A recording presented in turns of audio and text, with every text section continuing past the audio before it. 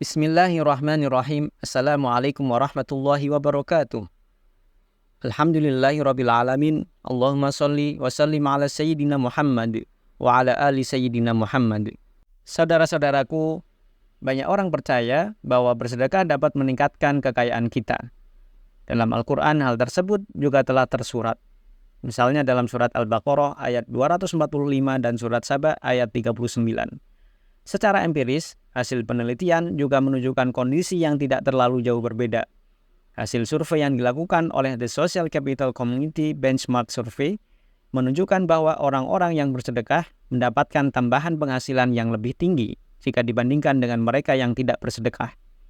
Pertanyaan pentingnya, apakah semua sedekah punya mekanisme meningkatkan kekayaan? Tentu saja tidak. Pertanyaan penting selanjutnya, seperti apa sedekah yang benar-benar memberi manfaat kepada kita baik secara logis maupun secara finansial? Para peneliti telah menemukan setidaknya ada 3 cara sedekah yang terbukti tidak memberikan dampak apapun terhadap diri kita. Yang pertama, bersedekah agar menjadi kaya. Kita meyakini bahwa sedekah dapat memberikan manfaat dalam hal peningkatan finansial. Maka banyak orang melakukan sedekah dengan tujuan agar menjadi bertambah kaya. Sepintas, sedekah yang dilakukan adalah sedekah yang baik. Namun ternyata, berdasarkan hasil riset, sedekah yang dilakukan dengan tujuan tertentu, dengan keterpaksaan, tidak akan memberikan manfaat yang besar terhadap kehidupannya. Azim Jamal, dalam bukunya The Power of Giving, menyatakan bahwa bila Anda memberi dengan mengharapkan imbalan, Anda tidak akan menerima apapun.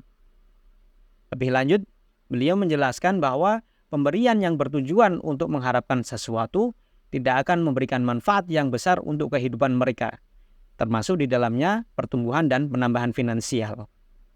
Seorang peneliti bernama Richard Ryan menemukan bukti bahwa orang yang memberi karena keterpaksaan memberikan dampak yang tidak terlalu bagus secara psikologis terhadap dirinya. Sedangkan mereka yang memberi dengan tujuan yang ikhlas, tidak mengharapkan apapun dan tidak ada paksaan, akan mendapatkan rasa bahagia yang jauh lebih tinggi. Memberi dengan tujuan untuk kaya termasuk dalam kategori memberi karena keterpaksaan.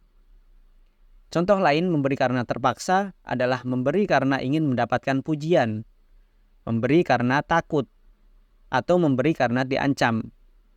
Berbagai pemberian tersebut tidak akan memberikan dampak yang bagus terhadap psikologis kita, bahkan cenderung negatif. Bukankah hal terpenting dalam kegiatan sedekah adalah terciptanya rasa bahagia? Hal tersebut dapat menumbuhkan produktivitas manusia, dan pada akhirnya meningkatkan penghasilan kita secara finansial. Ketika kita memberi karena ingin menjadi kaya, maka kategori pemberian ini termasuk dalam pemberian karena keterpaksaan. Bukankah telah dijelaskan dalam hasil riset bahwa memberi dengan keterpaksaan justru berdampak negatif terhadap psikologis kita? Ini bermakna bahwa mekanisme peningkatan finansial yang dipicu karena kebahagiaan tidak akan pernah tercapai dengan baik. Bukankah dalam ajaran Islam telah ditegaskan bahwa ikhlas menjadi kunci penting dari proses beramal? Termasuk di dalamnya adalah bersedekah. Jika kita niatkan sedekah bukan karena Allah, bukan betul-betul ikhlas karena ingin membantu, maka percayalah, amal tersebut tidak akan mendapatkan sesuatu yang bermakna. Sebanyak apapun Anda bersedekah, jika niatnya bukan karena Allah, bukan untuk Allah, maka rasanya menjadi sesuatu yang sia-sia. Mungkin tetap terlihat baik di mata manusia, tapi belum tentu terlihat baik di mata Allah Subhanahu wa Ta'ala. Mana yang lebih baik? Bersedekah 10.000 setiap minggu atau bersedekah 1 juta hanya sekali dalam 1 tahun? Tentu saja jawabannya adalah bersedekah secara rutin.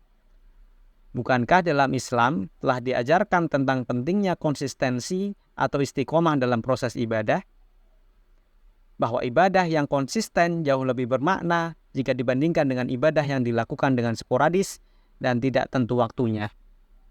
Secara empiris, beberapa riset juga telah berhasil melakukan pembuktian tentang kebenaran konsep istiqomah tersebut, termasuk di dalamnya konsep sedekah. Sebuah studi terbaru yang dipublikasikan pada awal 2021 oleh Lawton dan timnya menunjukkan bahwa orang-orang yang rajin terlibat dalam kegiatan amal minimal 1 minggu sekali jauh lebih sejahtera jika dibandingkan mereka yang terlibat dalam kegiatan amal secara tidak tentu. Hal ini memberikan bukti empiris bahwa istiqomah dalam beramal termasuk di dalamnya sedekah memberikan manfaat yang jauh lebih besar jika dibandingkan dengan kegiatan yang tidak tentu waktunya. Sedekah yang tidak istiqomah memberikan dampak yang tidak terlalu baik jika dibandingkan dengan kegiatan sedekah yang dilakukan secara istiqomah. Islam mengajarkan bahwa bersedekah kepada kerabat terdekat, kepada tetangga kita, sahabat-sahabat terdekat kita, jauh lebih baik jika dibandingkan dengan bersedekah kepada orang yang jauh, yang mungkin tidak kita kenal, walaupun tetap memiliki nilai kebaikan.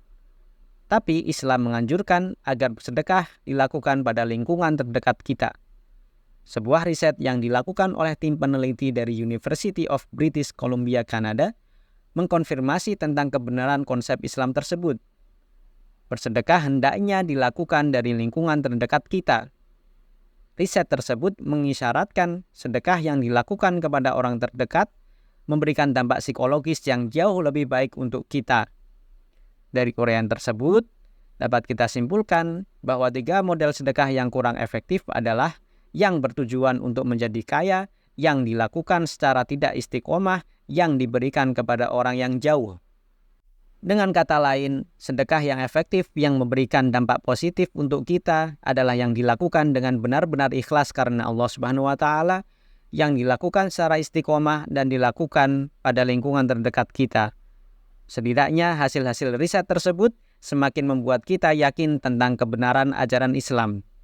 Demikian pemaparan mengenai cara sedekah yang betul dan efektif agar rezeki bertambah. Silakan simpan dan share video ini. Sekian, mudah-mudahan bermanfaat. Wassalamualaikum warahmatullahi wabarakatuh.